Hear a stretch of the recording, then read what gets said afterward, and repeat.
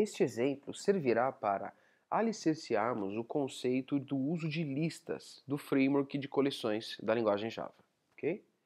Para começarmos então, vou aqui criar uma classe Java, e vamos criar aqui teste list. Vou finalizar. Muito bem, nossa classe já está criada. Daqui para diante então, vamos criar um método main, e dentro do método main nós vamos fazer aqui as implementações, ok? Bom, então nós trabalharemos com listas. Vou já tipá-las aqui com generics, dizendo que eu quero trabalhar com listas apenas de números inteiros. Dentro destas listas, então, e vamos colocar os nomes de cada uma delas. Então será a lista 1, será a lista 2. Muito bem, vamos fazer aqui um import de lista. Olhem lá, já está lá em cima, Java util_list. E agora, continuando, vamos então adicionar aqui elementos a cada uma de nossas listas, ok? Então eu vou colocar aqui lista 1. Opa, perdão, esquecemos do processo de instanciação. Então eu vou colocar aqui na lista 1, nós vamos armazenar nela uma nova ArrayList. Onde está você? ArrayList. Muito bem. E já na lista 2, nós vamos colocar um new vector. Opa, faltou aqui o parênteses do construtor. Muito bem. Daqui para diante, nós podemos então adicionar elementos na nossa lista de duas formas. A primeira delas é com o método add tradicional. Ok? Deixa eu escrever apenas add. Lá está. Add tradicional, que é um método que adiciona um único elemento que foi herdado lá de collection, certo? Mas nós também podemos trabalhar com outro add que adiciona um elemento em um índice específico. Então o que farei? Primeiro vamos adicionar assim, dessa forma mesmo, com o próprio add, e vamos colocar aqui lista 1 e lista 2. Olhem só. Eu vou duplicar o número 1 aqui, vou adicioná-lo duas vezes, propositalmente. Aí vamos colocar aqui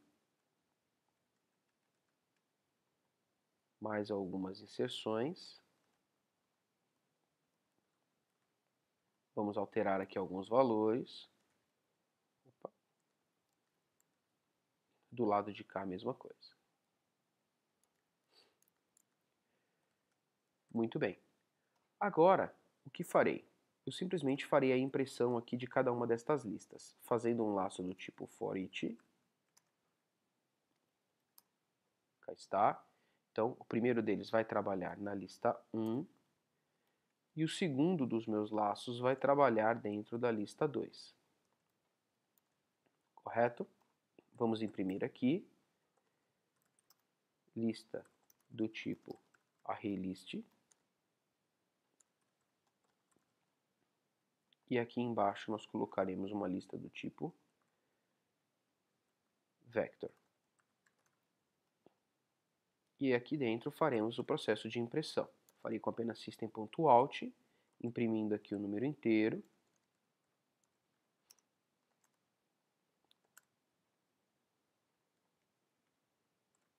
E aqui embaixo a mesma coisa. Apenas para complementar, eu vou colocar aqui um pula-linha. Colocarei outro aqui embaixo. Muito bem. Vamos testar. Olhem só. Ambas as listas, obviamente, funcionaram da mesma forma, pois são estruturas sequenciadas, ok? Então, conforme nós fomos adicionando os elementos, elas simplesmente aceitaram aí as inserções. No entanto, agora o que faremos? Eu vou, apenas para facilitar aqui a nossa vida, eu vou extrair todo esse conteúdo que vocês estão vendo aqui e vou colocá-lo em um método separado. Vamos criar aqui um private static, imprimir, e vou colocar todo o texto aqui dentro. Opa, faltou o retorno. Private static void imprimir. E aqui nós precisaremos passar as listas como parâmetro agora. é uma list de integer, lista 1, uma lista de integer chamada lista 1, como eu comentei, e nós também passaremos como parâmetro uma outra lista de integer chamada lista 2. Opa, ficou uma vírgula a mais. Muito bem, agora está certo. E aqui na chamada do imprimir, nós faremos a passagem desses dois parâmetros. Isso apenas para facilitar. Então lembrem-se que isso aqui foi o processo de impressão, então nós vamos chamá-lo aqui mais algumas vezes, ok? Então, já adicionei aqui alguns elementos utilizando o ADD tradicional. Agora o que faremos? Eu vou chamar o segundo método ADD, que é aquele que passa um índice como parâmetro. Então, dessa forma, eu posso dizer que no índice 2, por exemplo, eu quero colocar o elemento 10 na lista 1. Na lista 2, eu farei a mesma coisa. Na posição 2, eu colocarei o elemento de número 11. E aqui, para invertermos, agora dessa vez, na posição 4 da lista 1, eu colocaria o número 20. E na posição 3 da lista 2, eu também colocarei o elemento 20. Ok? Vamos fazer isso e logo depois chamar novamente o método imprimir. Vamos executar. Direito do mouse, executar arquivo. Vejam só o que aconteceu. Estas eram as nossas listas originais. Cada uma delas aqui com seus 6 elementos. No entanto, quando eu solicitei a lista que adicionasse elementos em algumas posições, vejam só. Primeiramente, na posição 2, ok? Ele adicionou o número 10 e o número 11 na outra lista. O que ele fez com os outros elementos? Ele simplesmente espaçou, ele empurrou para frente, ok? E da mesma forma aqui com o número 20. Primeiro eu pedi para adicionar o número 20 na posição de número 0, 1, 2, 3, 4, ok? Já na lista de baixo, eu pedi para que isso fosse feito na posição 3. Então, da mesma forma, ele preservou. Se vocês olharem os números originais, olhem só. 1 e 1, o 2, o 3, o 4 e o 5, todos eles permanecem aqui, ok? Apenas foram aí empurrados. Isso porque eu utilizei o ADD. Se eu tivesse utilizado algum outro número, algum outro método, perdão, como por exemplo, lista 1, ponto, 7, agora esse método já não. Esse aqui ele vai fazer uma alteração. Vamos demonstrar. No lugar do 10 eu vou colocar 100. E ali no lugar do 11 nós vamos colocar 111. Ok? E para fechar um novo processo de impressão. Executando novamente. Vejam só. Ele tinha colocado o 10 e o 11, já com o 7 ele substituiu. Estão vendo? Opa, acho que eu fiz alguma coisa errada, que ele adicionou tudo na mesma lista. Vamos confirmar. Assim, ele está adicionando sempre na lista 1. Aqui é na lista 2. Executando.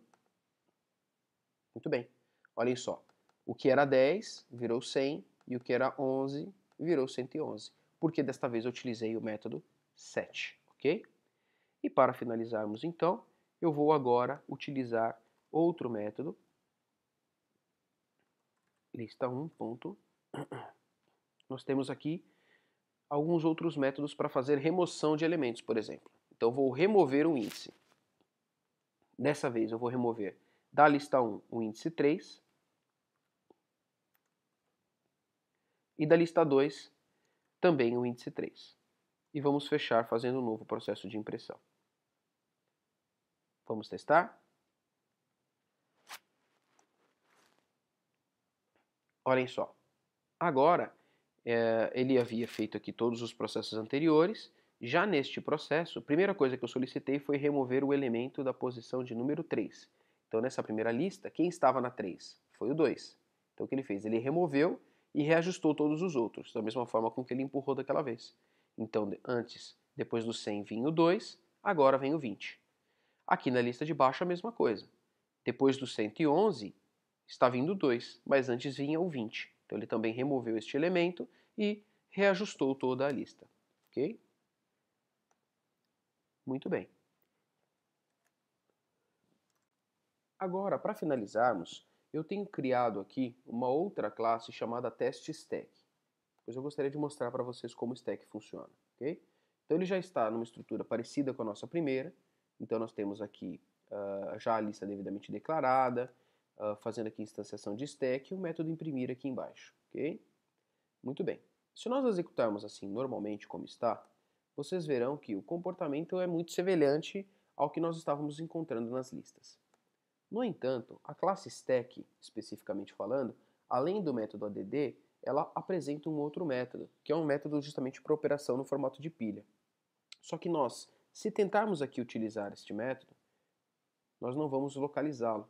Por quê? A nossa variável é do tipo list. Então eu vou transformar a nossa variável numa variável do tipo stack. Olhem só. Agora nós vamos ter acesso aos métodos deste novo tipo, ok? Então temos aqui vários novos métodos, inclusive os que me interessam, que são o push, o pop e o pick. Então vamos lá. Eu vou substituir todos os ADDs por push.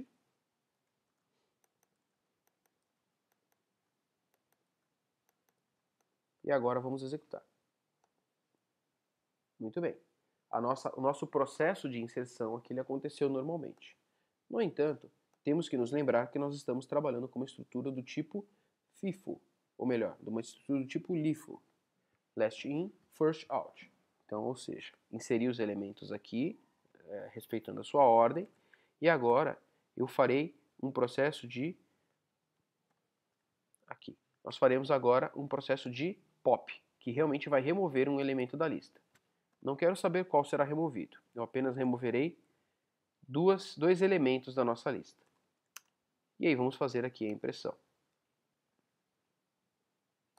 Executando o arquivo, vejam só, nós inserimos os elementos nesta ordem, correto? Primeiro foi esse, depois esse e assim por diante. Estes dois foram os últimos a serem inseridos. Então quando eu fiz um pop, sendo a pilha uma estrutura do tipo LIFO, como havia comentado, então os elementos que foram removidos foram os últimos a serem inseridos. Então um pop removeu um 5, um pop removeu o 4. E aí, consequentemente, o que eu tive preservado são os primeiros elementos, ok?